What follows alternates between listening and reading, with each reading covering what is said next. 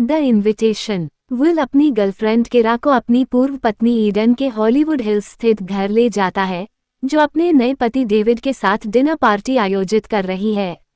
Will और Eden ने अपने छोटे बेटे टाई की आकस्मिक मृत्यु के बाद तलाक ले लिया। ईडन की मुलाकात डेविड से मैक्सिको में एक शोक सहायता समूह में हुई थी।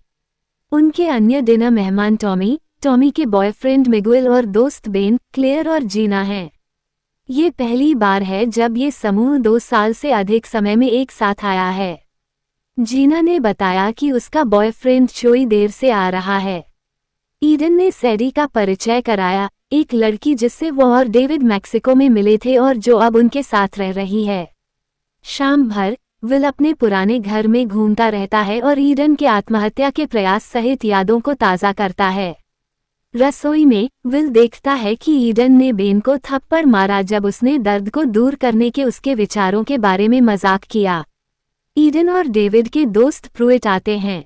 डेविड सामने का दरवाज़ा बंद कर देता है, ये बताते हुए कि पड़ोस में एक घर पर आक्रमण हुआ था। विल जलाऊ लकड़ी लेने के लिए बाहर जाता है और ईडन के बेडरूम की खिड़की से ईडन को एक गोली की बोतल छिपाते हुए देखता है, जिसके बारे में उसे बाद में पता चलता है कि उसमें बार्बिट्यूरेट फेनोबार्बिटल है।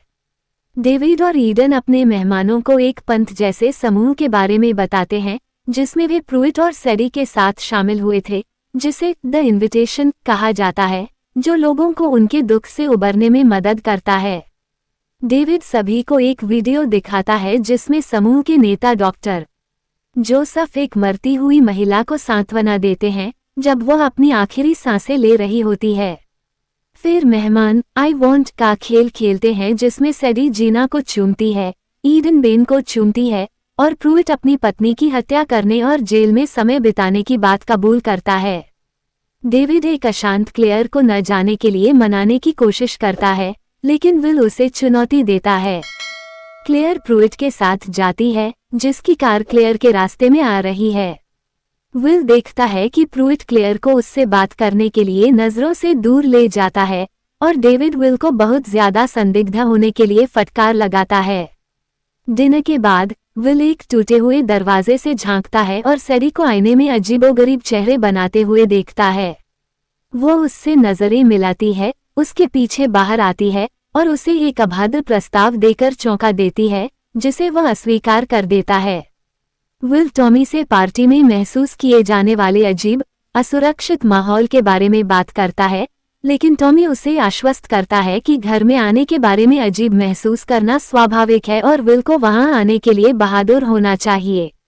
वह पार्टी में वापस लौटता है जबकि विल बाहर रहता है।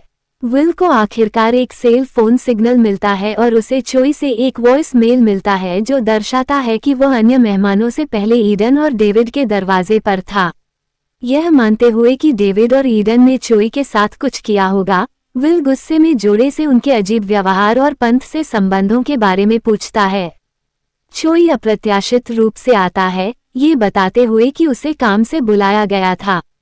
विल शर्मिंदा है, लेकिन अन्य लोग मानते हैं कि टाई की मौत पर उसका बचा हुआ दुख उसे तरकीन व्यवहार करने के लिए प्रेरित कर रहा है। डेविड बगीचे में लाल लालटेन जलाता है।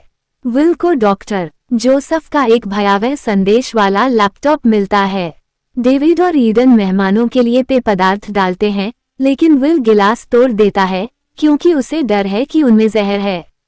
सैडी विल पर हमला करती है, जो अनजाने में उसे हाथापाई में बेहोश कर देता है।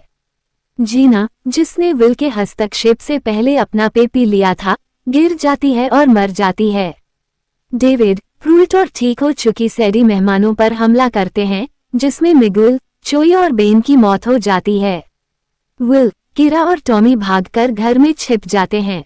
विल डेविड को ईडन से यह कहते हुए सुन लेता है कि उन्हें चुना गया है और उन्होंने जो शुरू किया है उसे पूरा करना ही एकमात्र तरीका है जिससे वे पृथ्वी छोड़ सकते हैं और अपने दर्द से मुक्त हो सकते हैं।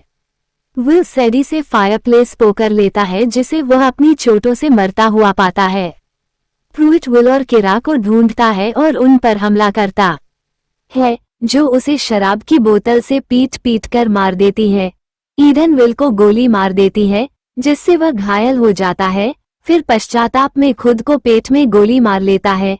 डेविड चाकू लेकर बचे लोगों का पीछा करता है, लेकिन टॉमी हथियार छोड़ देता है और उसे चाकू मार देता है। ईडन विल से माफी मांगती है और उसे बाहर ले जाने के लिए कहती है। विल, किरा और टॉमी मरती हुई ईडन को बगीचे में ले जाते हैं, जहां उन्हें सायरन और चीखें और हेलीकॉप्टर ऊपर से गुजरते हुए सुनाई देते हैं।